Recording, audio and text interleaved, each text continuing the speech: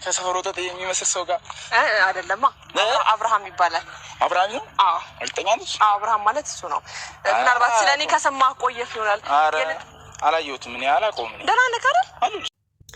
ሰላም ጤና ይስጥልኝ ውድ ተመልካች፣ እንዴት ናችሁ?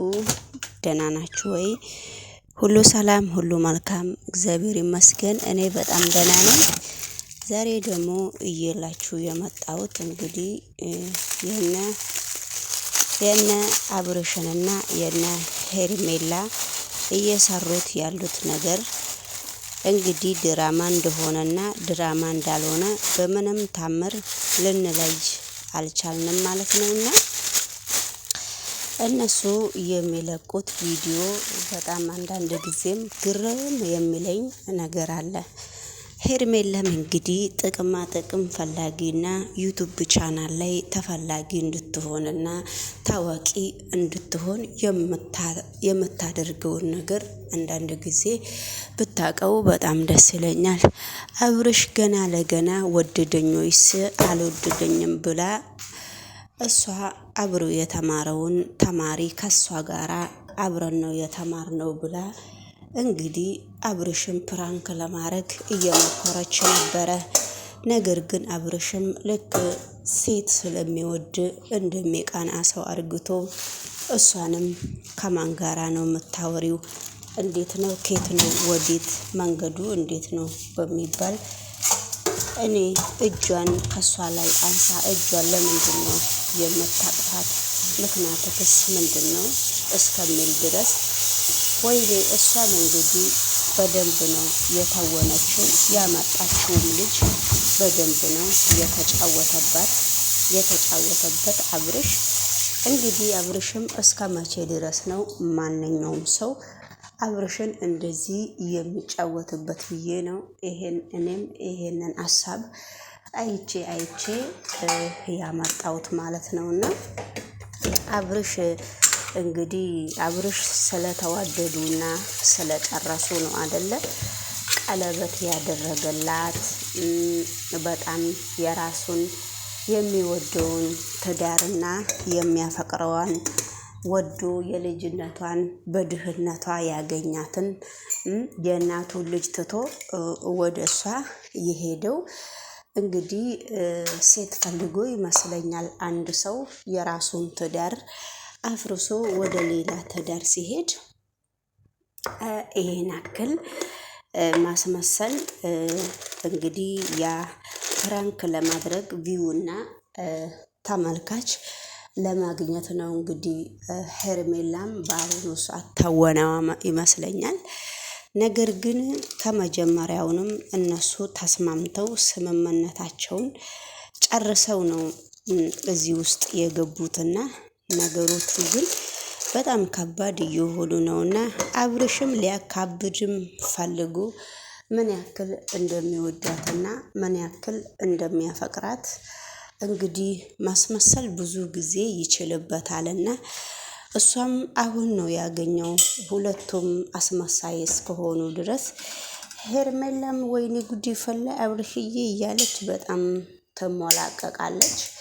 በርግጥ ወንድ ልጅን መሳብ ትችልበታለች እንጂ በርግጥ ማስመሰል ብቻ ሳይሆን የሰው ልጅ በተግባር መያዝ ጥሩ ነውና የሰው ልጅ እሷ እንግዲህ አሁን የሰው ባል ቀምታ ተመልሼ እንደሚወዳትና እንደሚያፈቅራት እርግጠኛ ስለሆነች ነው የሰው ባል ቀምታ ውድድር ይዛ ሄርሜላ አብርሽን ወደ ራሷ በጣም ብዙ ሰው ሲመክራትና በጣም ብዙ ሰው ሲዘክራት የሱ ቤተሰብም ታላቅ እህቱም በጣም መክራታለች።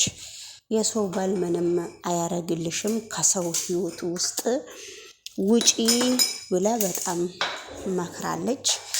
ስለዚህ ነገሮቹ በጣም ከባድ በሆኑበት ጊዜ ለሁለት እንግዲህ እንደ አራዳ ቡና ቤት እንደሚሰሩ ሴቶች አብርሽና ማነች ሄርሜላና ሩታ ጎን ለጎን ቆመው አብርሽን በጣም እየለመኑት ነበረ። በጣም በሚገርም ሁኔታ እኮ ነው እነሱ የተወኑት ማለት ይቻላል። ነገሮቹ ግን እንደዛ ቢሆንም ነገሮቹ በጣም ከባድ ቢሆንም ያንን ሁሉ ቻሌንጅ አልፈው እዚህ ደርሷልና እንደኔ ከሆነ ምንም በሰው የምትፈተነው ያለ ነገር አይመስለኝም። የሰው ባል ነው የነጠቀችው፣ የሰው ባል ነው፣ የሰው ትዳር ነው፣ የልጅ አባት ነው ያንከራተተችው አሁን። ስለዚህ እሱ አሁን ማንም ሰው አልተረዳውም እንጂ እያለ የሚኖረው ኑሮ ትንሽ ለአብርሽ ከበድ ነው የሚለውና ነገር ግን ትንሽ ለአብርሽም ቢከብድም ሁሉንም ፈተና ያልፈዋል ብዬ ነው የማምነው። ስለዚህ እንግዲህ ሰላም ጤና ይስጥልኝ ውድ ተመልካች፣ የተወደዳችሁና የተከበራችሁ በመላ ዓለም ላይ የምትኖሩ የኔ ቤተሰብ ቻናሎች እንደናችሁ ደህና ናችሁ ወይ?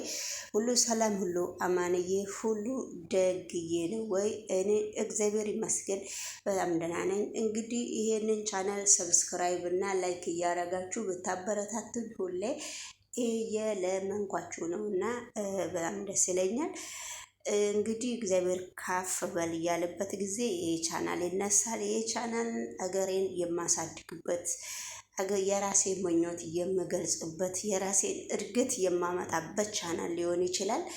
ነገር ግን ለጊዜው ወረድ ብሏል። እኔም ውስጥ ደስተኛ አይደለም። ምክንያቱም ላይክ የለው ቪው የለው ምን የለው እወጣለሁ በራሴ ነገር እያልኩም በጣም ብዙ ጊዜ ቆይቻለሁ። ሰው ያስባል እግዚአብሔር ይፈጽማል የሚባል አባባል አለ። እንግዲህ ባላችሁበት ቦታ ሁላችሁም ሰላማችሁ እንዲበዛና የደውሉ ምልክት ጠቆርቆር እንድታረጉ የምለቀው ቪዲዮ እንዲደርሳችሁ ላይክ እና ሰብስክራይብ እንድታረጉ በትህትና ጠይቃችኋለሁ ማለት ነው። ውድ ተመልካች እንዴ አረ ነገር ይሄን ይበላል። አረ ነገር ያለው ነገር አላውከኝም። አቅም ነው እኮ ንገሪልኝ እስኪ አቅም ንገሪልኝ እስኪ አላውከኝም ነው ብራዘር